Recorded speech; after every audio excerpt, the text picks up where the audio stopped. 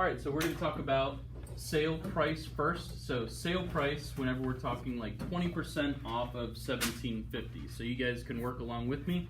Okay, 20% off of $17.50. We find this by multiplying 17.50 times our percentage turned into a decimal. So turn that percentage into a decimal. You can do that by just moving your decimal place 2 to the left and making it 0.20.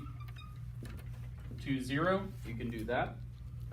Or you could multiply it or divide it by 100 because percent means per 100. So for every 100. So we multiply 1750 times 0.20 and we're going to get, someone help me out here, whenever you plug that into your calculator, you get the answer of 3.5.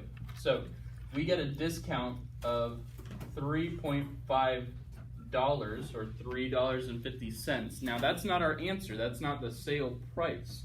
That's the discount taken off of our sale price. So we do $3.50 minus $17.50. So we can put that over here, $17.50 minus $3.50, and we get our answer of $14 even. That's the sale price.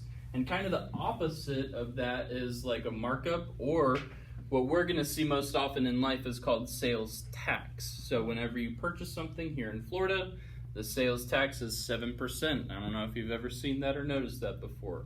But you buy something, so you buy something for $12. Well, you know that the sales tax is going to be 7% of that, or for every dollar that you spend, there's going to be 7 cents added to that as tax. Okay, so that's kind of what it's saying. So you can look at $12 or 12.00, and we're going to multiply that by our decimal, which would be 0.07, not 0.7, 0.07. You can multiply those two, so 12 times 0.07, and you get your answer of 0.84. So it's just 84 cents of tax for $12. Now, that's not our final answer. The sale price, or the tax added on that, this final price, is going to be $12, 12.00, plus 0.84, which is pretty easy. Our final answer will be $12.84. Okay, so that's what happens when tax gets added to it. Now, let's talk about solving proportions. This is kind of like whenever we're finding a common denominator. This would be a way of solving a proportion. So you've got two fractions or two ratios compared to each other in an equal sign. Okay, so saying that these are equal. In order to solve for this, we need to figure out a couple of things. Okay, so there's a couple of ways to solve for this, and we'll talk about some of these more advanced ways as we get into a little bit more algebra. But let's give a couple of examples. So I'll do another one.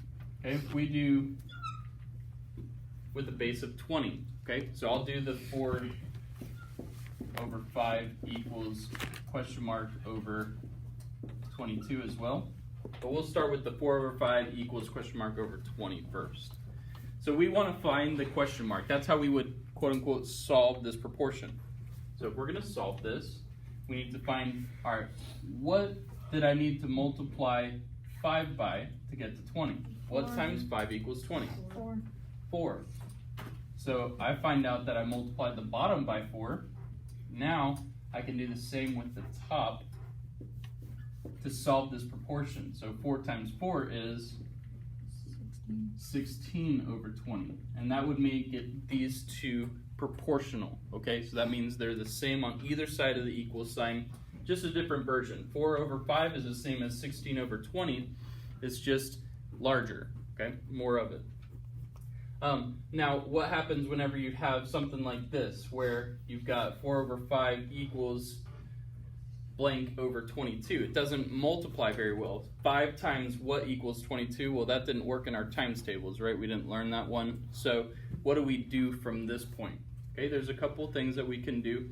One of the easiest ways to do this and we'll talk about this again in a little bit of review, is to do cross multiplication. Okay, this is kind of the only time that you're going to do this. This is really the only situation where you're going to multiply the denominator times the numerator over here, and a lot of times it's going to be represented as like x, an unknown variable, and the bottom, you multiply that down there by the top. So 4 is going to be multiplied by 22, 5 is going to be multiplied by x. So 4 times 22 is equal to, so that's one side, the other side is going to be 5 times x, or we represent in algebra 5x. We multiply this out, yep, 88, I heard someone say it, 88 equals 5x. And now in order to solve this, our last step, and some of you might remember this, we're going to divide both sides by 5. Okay, divide both sides by 5. This gives us our answer for x, so 88 divided by 5 should be, if you put that into your calculator, you can get the exact answer with decimal, okay? 17.6. 17.6. All right, so proportionally, we would say that 4 over 5 equals 17.6 over 22. So proportionally, that would be correct. That's how we would solve that proportion. You might not see anything that complex so quickly. There's a couple of other ways to think about it, but this is the one way that I'm going to show you, the cross multiplication way. That's the way that works best algebraically. Okay. Lastly, let's talk about unit rate. Okay, this is also working with proportions, but we think of it this way. This is kind of the most common way that you'll see it. If 3 pounds of meat costs $15, how much does 1 pound of meat cost? And I'm sure that in your head, you're already thinking like, oh, it's already this much. But think about the process. How did you get there? How did you get to your answer? If 3 pounds of meat costs $15, how much does 1 pound of meat cost? 5. Yeah, they cost $5. Well, we know that, but how did we get there? What did we do? We divided 15 by the number of pounds that we're trying to get our unit rate. That's what unit rate is. 1 of that unit equals whatever the cost is, or whatever the other amount that they're trying to find. So 15 divided by 3 equals 5. Okay, so to find the unit rate, we take our cost many times and divide it by our unit that we're trying to solve.